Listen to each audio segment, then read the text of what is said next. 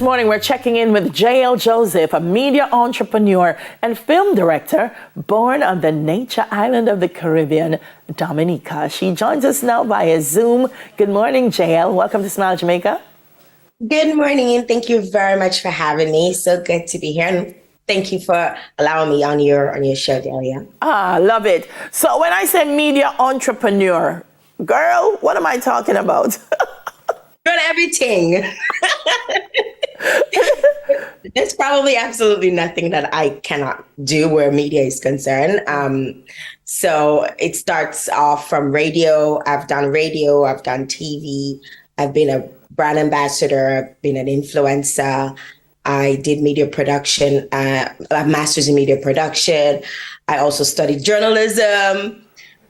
So as in our native tongue, moi ça fait tout bite. I can do everything. I love it. So listen, you're a little bit like me. I tell people I'm a career schizophrenic because I'm gonna do 20 million things. Of all the things, well, I don't like to associate all that I do with anything that's negative. So I like to call myself a multi-hyphenate. No man, schizophrenia can be a good thing. But what I want to know is, with all the things that you're doing, which one makes you most happy? Which of them resonates most with you? Or does it just depend on the project at the time? Well, that's a good question. Essentially, I think I like everything. So there's nothing that is specific or gets any highlight based on what I absolutely love. I'm the type of person, whenever I'm working on a project, I cannot dwell on it for probably more than an hour. Mm-hmm. So I'll be on something and then I will leave it for a bit if I have not completed it, and I'll move on to another thing. Obviously, taking into consideration timelines and schedules and deadlines and all of those things. But I do love, one of the things that I promised myself after my parents passed away in 2011 is that I will only do what I love. Love it. Love it. So one of the things you love is documentaries. Tell me about it, because I tell people documentary filmmaking is such an art. Not many people do it, and not many people do it well. What inspired or motivated you to venture into documentary filmmaking? Well, I love telling stories, and even from my days in radio, I absolutely loved to feature people and hear their stories. And I guess as a journalist, it came naturally to me that I'm just naturally inquisitive and wanting to know more about people. Yeah. And when I decided to do my master's, I decided to go into media production. And one of the things that I ventured out into was actually making documentaries. Yeah. I made it's actually my second documentary, but my very first one that I went out and promoted and put out for the rest of the world to see. Mm-hmm. And so, Territory, big film winner. What inspired Territory? And tell me, what is it about? Well, Territory is based. It's a Dominican film, essentially. Uh-huh. So it's about the Kalinago people, who are the indigenous peoples of Dominica. Mm-hmm. I don't know if you guys know anything about the indigenous peoples of Dominica, but they're kind of endangered, and they used to be called the Caribs. In 2015 they regained their name Kalinago, mm-hmm. and I wanted to focus on their struggles, their economic and their political struggles, because I had spent some time as a kid, going up to the Kalinago territory with my mom, mm-hmm. who did a lot of ministry there. She would bring, food and stuff, and then my great grandmother was Kalinago.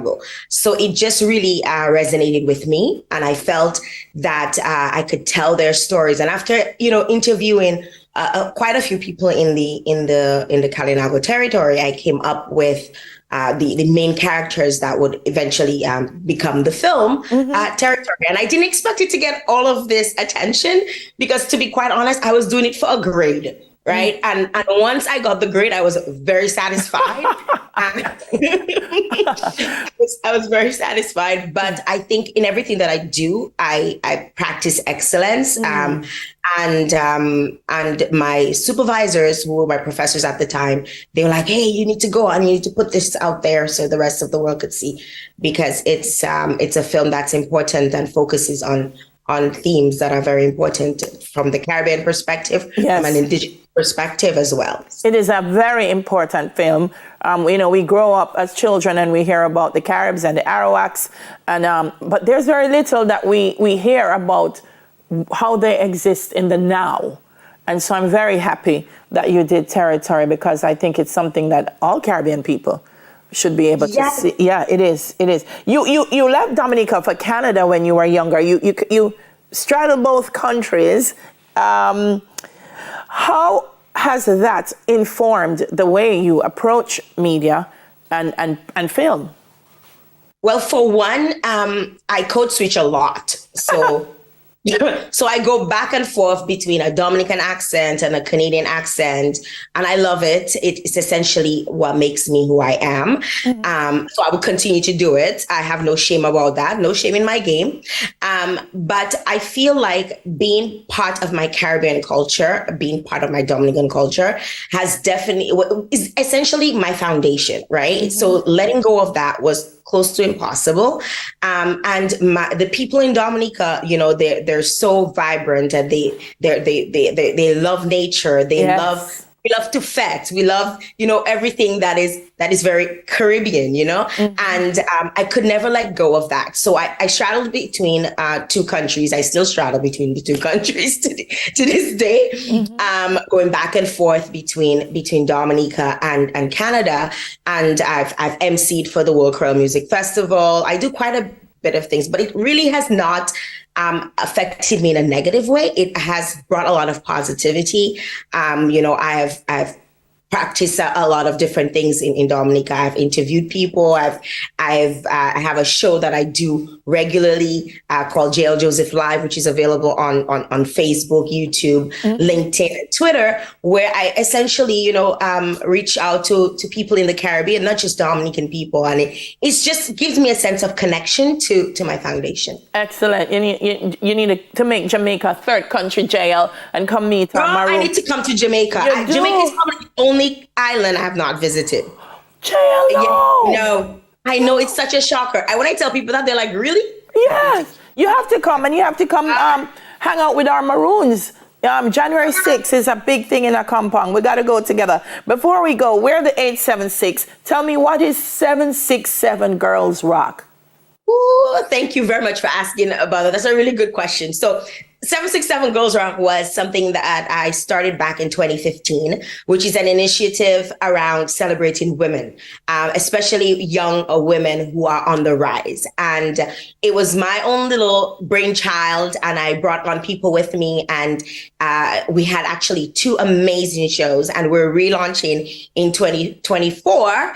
So March of 2024, we're coming back with a bang, and people have loved this show. The last one was back in 2017, but Dominica had Hurricane Maria in 2017, and then after we had COVID-19, so a lot of things kind of put off having the actual event, but we're hoping to come back in 2024 and feature Dominican women, not just Dominican women living in Dominica, but Dominican women who are exceptional across the globe, and we hope to make it a very exciting day of a very exciting event that will be held right around the time of Women International Day. Well, we look forward to it. Alwyn Bully, who is from Dominica, has done so much for our art here in Jamaica, yes. and a man we absolutely loved. So it's so beautiful meeting you and talking to you.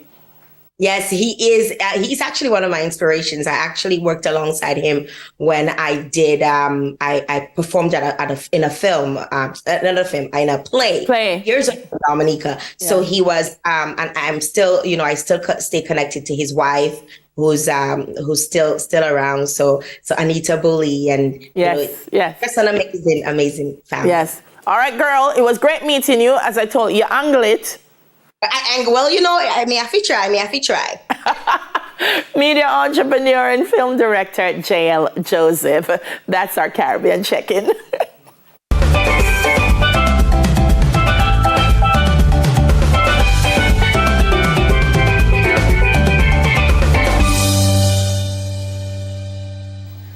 Coming up, Neville has a chat with the author of the Bang and Friends series. We'll soon come.